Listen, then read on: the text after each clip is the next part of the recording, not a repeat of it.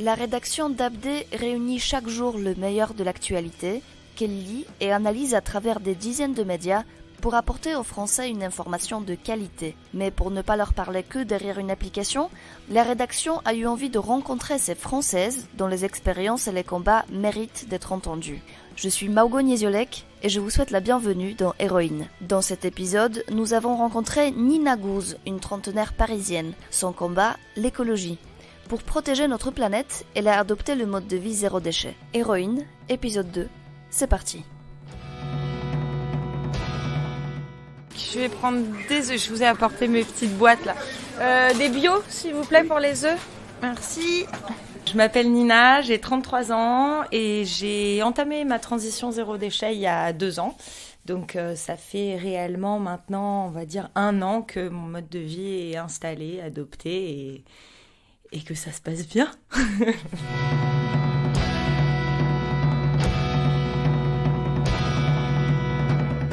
Il s'infiltre partout, dans les rivières, océans et mers.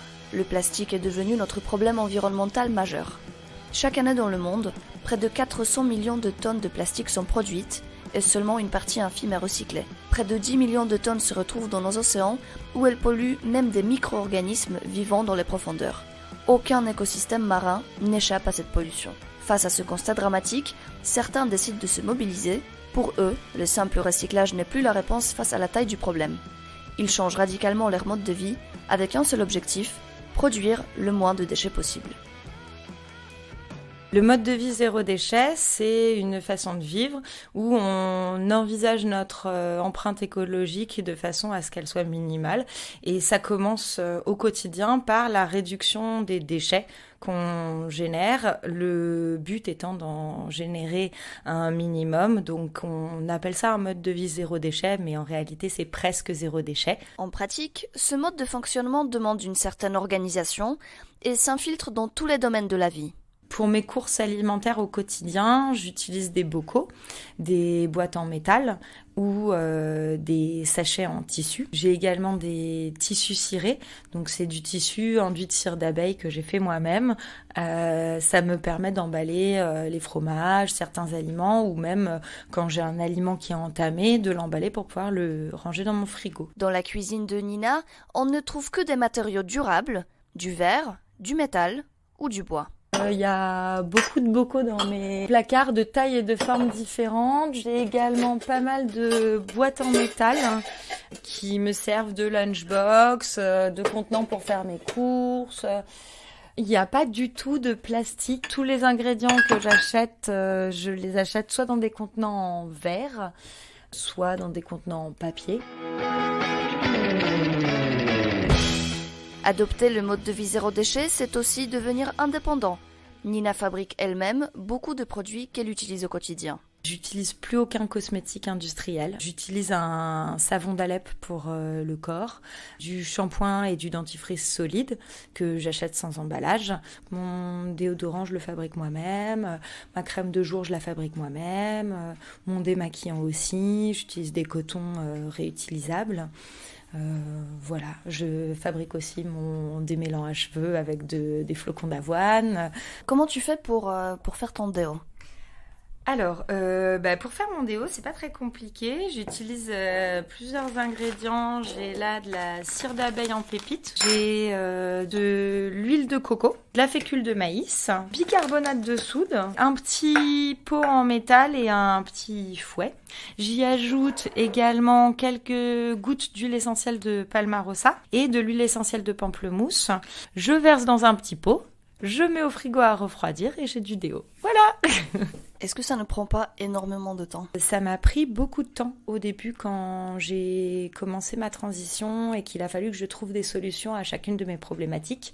Maintenant que les solutions ont été trouvées, éprouvées, parfois ça a échoué, il a fallu que j'en trouve d'autres.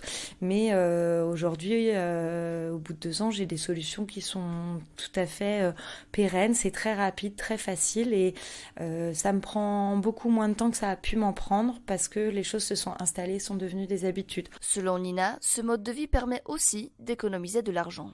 J'ai découvert à la longue qu'au final, avoir un mode de vie zéro déchet, c'est beaucoup plus économique que d'avoir un mode de vie classique. Comment ça se fait qu'il soit plus économique ?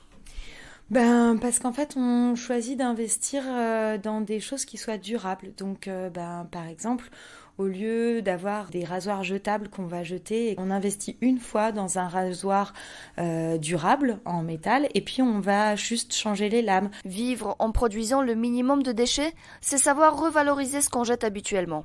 Et cette règle, Nina l'applique même en cuisine. Les tiges de brocoli, les épluchures de navets. Qu'est-ce que tu en fais ? Je fais du bouillon de légumes avec, donc je fais en sorte qu'ils aient une deuxième vie et je les considère plus comme une matière première que comme un déchet. Donc là, j'ai un Tupperware qui est plein de peaux de banane. Et du coup, une fois qu'on les a fait bouillir pendant 10 minutes, on peut les hacher et les utiliser comme base d'un banana bread avec la pulpe de quelques bananes trop mûres. Ça marche très très bien. Les efforts de Nina payent. Elle a réussi à considérablement limiter ses déchets. Au quotidien, je produis très très peu de déchets. La plupart de mes déchets sont des déchets organiques. Je produis, on va dire, l'équivalent d'un moyen tote bag de verre. Également quelques déchets aluminium avec des boîtes de conserve. Et je produis, on va dire...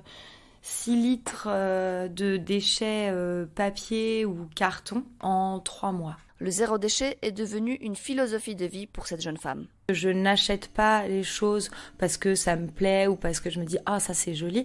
J'achète les choses parce que j'en ai besoin. Je n'achète pas de vêtements si j'ai pas besoin de vêtements, en fait. Je n'achète pas d'objets de déco.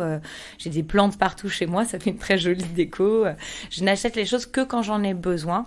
Et au maximum, j'essaye de les trouver de seconde main. Moins on fait de déchets, mieux c'est. Un bon déchet, c'est un déchet qui n'existe pas. Merci beaucoup de nous avoir écoutés. Héroïne revient très bientôt avec un nouveau témoignage à découvrir.